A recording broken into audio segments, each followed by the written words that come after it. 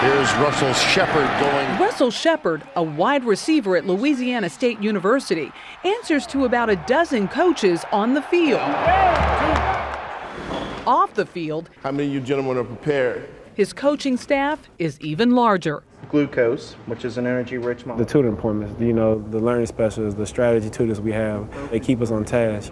But many LSU students steer off course. Only 59% make it to the goal line and graduate.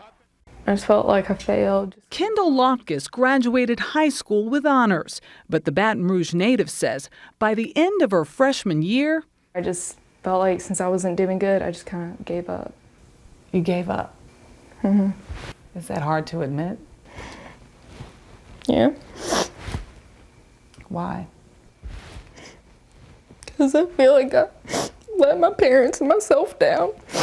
For an institution like that, to get only 6 out of 10 of them through is insane.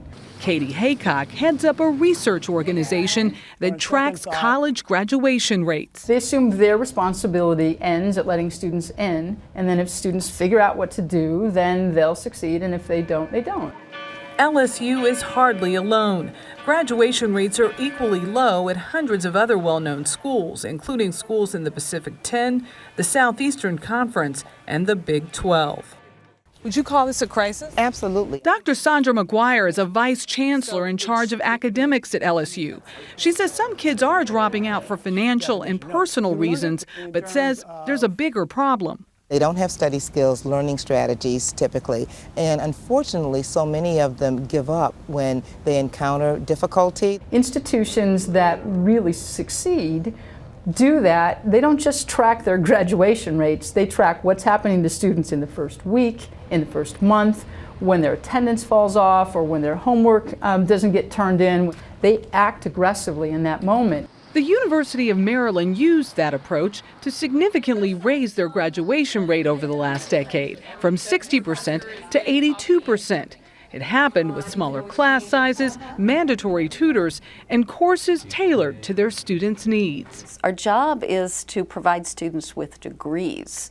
It's not to weed out those we don't think are capable of doing it. It's the kind of help Russell Shepard received as a football player at LSU. My mom told me don't come back home without a degree. You can come back home not playing football, but don't come back to Houston, Texas without a degree. As for Kendall Loftus, she started over, taking classes at a local community college.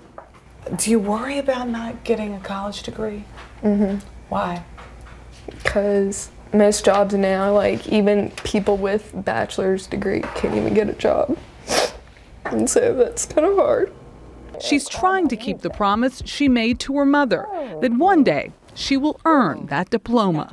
Michelle Miller, CBS News, Baton Rouge, Louisiana.